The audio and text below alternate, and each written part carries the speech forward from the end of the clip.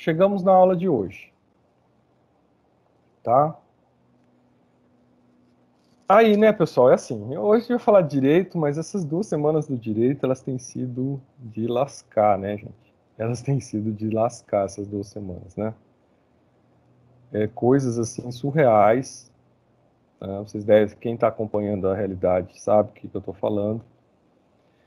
Então, vai desde problema de plágio, passa por tentativa de fraudar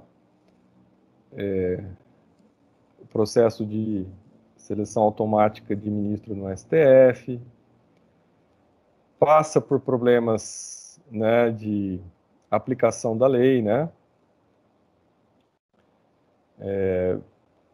passa por várias questões que afetam, tá, diretamente nosso rule of law, né, afetam diretamente a nosso capital jurídico, essas coisas. É muito difícil, tá, gente? É muito difícil você assistir essas coisas, entender o que está errado, entender que existem limites para tudo, né, gente? Existem limites que eles precisam ser respeitados porque eles vão além da nossa individualidade, né? Além do ego, o ego, eu sou importante. Eles vão além disso. Ou, né, da necessidade de salvação própria, né? Ou até da perversão do senhor lá do cofrinho, né? Esconder o dinheiro no cofrinho, que é uma coisa, se você for pensar, extremamente patética, né? Tentar fazer uma coisa dessa, né? A Polícia Federal bate na porta, o cara tenta esconder o negócio na cueca, é uma coisa surreal, né? É surreal você pensar que um senador da República vai fazer isso. É surreal. Então, isso, gente, é todo um contexto piorado, né? Daqueles outros problemas que eu já tinha falado para vocês, que afetam realmente a nossa possibilidade até de construção de um país mais justo. São problemas estruturais que tem aí nessas ocorrências, que vão desde da apropriação patrimonialística do Estado, né? Da manutenção de um status de um grupo no poder que já está aí 500 anos, que passam, né, pela autoalimentação desse sistema, pela questão da corrupção e pela questão do uso, né, dos poderes daquele que cria leis e daquele que aplica leis, principalmente, para se manter o sistema, né, e para se oferir vantagens pessoais com ele. Então, realmente é uma situação, pessoal, que vai impactar a vida de vocês no longo prazo. Olhando hoje, tá, gente? Isso me preocupa muito, porque eu estou olhando para as possibilidades da geração de vocês, para as possibilidades das gerações que vêm depois, né? O que tem para essas gerações, entendeu? E aí a gente cai numa situação muito complexa em termos de direito, porque isso interfere nessa ideia do rule of law, interfere nessa ideia do capital jurídico, tá? E cria toda essa situação, né, extremamente conflitiva, onde você não tem o judiciário enquanto pacificador social, mas enquanto criador de conflitos, né? E que quebra a própria função jurisdicional do Estado, né? A ideia de que o Estado tem que promover a paz social. Realmente me preocupa muito, sabe, gente? Talvez, como o professor de Direito Civil, eu tenha essa visão um pouco mais originalista das coisas, né? De que o judiciário tem que dar a paz, principalmente ele tem que dar a estabilidade da regra, tem que dar o pilar da ordem. Até porque a emancipação, ela tem que vir pela sociedade, né? Pelas pessoas, pelas escolhas, né? A emancipação é algo muito particular, né, gente? A emancipação que cada um de vocês quer obter na vida de vocês o que para vocês é bom, o que para vocês é feliz, o que para vocês é o caminho, é individual. Não é uma escolha coletiva, é uma escolha individual.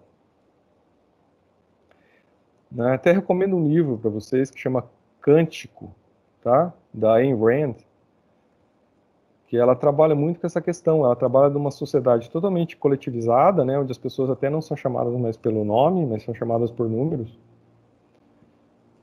E aonde mesmo assim você vai encontrar individualidade, porque as pessoas são únicas, né? E em algum momento elas vão buscar a sua individualidade. Então esse livro Cântico da Ayn Rand é muito importante para a gente entender isso.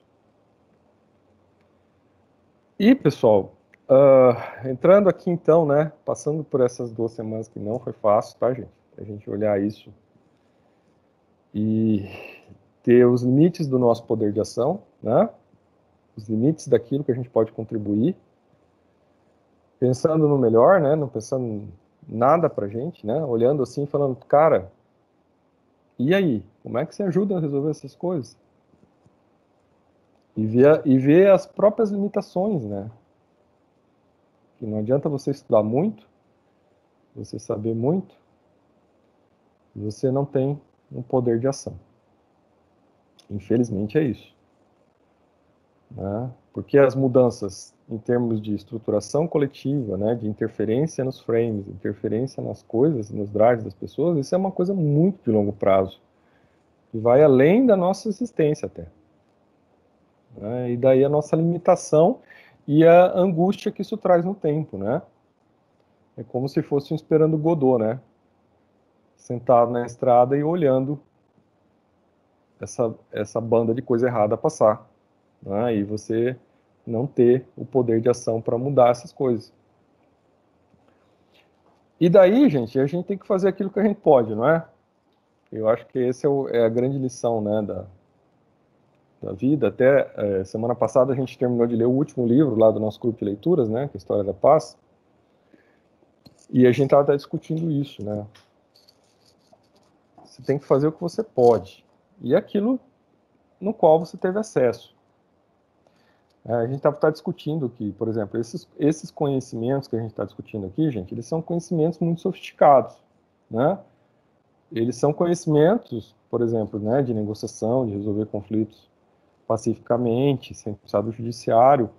É uma comunicação não violenta. Isso é um conhecimento sofisticado, né? É algo que exige uma elaboração para se entender e para se aplicar aquilo. Agora, isso não é impossível a partir do momento que você não olhe, até a gente estava discutindo isso, né?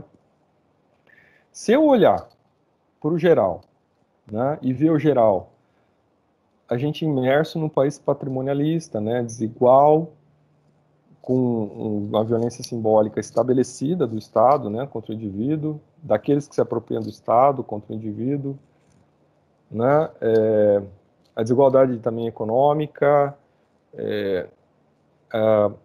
né, a questão, a barreira educacional, né, a barreira educacional, para que as pessoas possam compreender esses mecanismos, essas ocorrências e até, né, não aceitar mais que isso aconteça. Isso é uma barreira, porque se a gente tivesse uma cognição, né, do grau de desgarçamento, né, que essas coisas provocam, a gente deveria estar, né, num outro nível de protestos, né, contra a quebra do rule of law, da estruturação. A gente deveria estar num outro nível né, social agora contra isso. Mas a gente não tem uma compreensão. Mas aí, pessoal, a gente tem que sempre olhar para a gente, tá? E aí é teu, né, em vez de ter angústia do esperando Godot, né, é ter talvez a noção de que a gente tem que fazer aquilo que está nas nossas mãos, né, aquilo que é possível.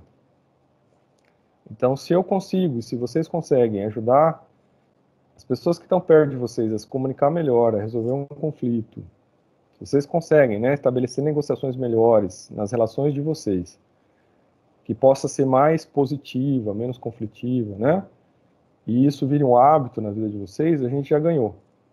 tá, pessoal? A gente já ganhou. Porque é o que está na nossa mão, né? Se nós conseguimos fazer relações mais éticas, né? Trazer um postulado ético. Vejam, pessoal, a partir do momento que você faz parte do direito, você ganha uma espada, né? Aquela espada, sabe aquela história da espada que fica em cima lá do rei, presa por 2 fiozinhos, em cima da cabeça do rei? Você faz parte do direito, você passa a ter aquela espada na sua cabeça, a espada de Sófocles. Será que é isso? Não sei se é Sófocles, tá? É, espada de Damocles, professor. Damocles, isso, obrigado, cara. Exatamente, obrigado. Eu tava aberto. A gente passa a ter aquela espada na cabeça da gente, tá, pessoal? Né? De tudo que a gente vai fazer. E daí a gente tem que tentar dar um bom exemplo, fazer o melhor, fazer a coisa, né, acontecer da melhor maneira possível. Aceitar a castração das coisas, né, gente? Abrir mão, às vezes, das coisas, né? Saber que para viver em sociedade tem que ter limites, as coisas a gente tem que aceitar os limites, né? Fazer a coisa acontecer.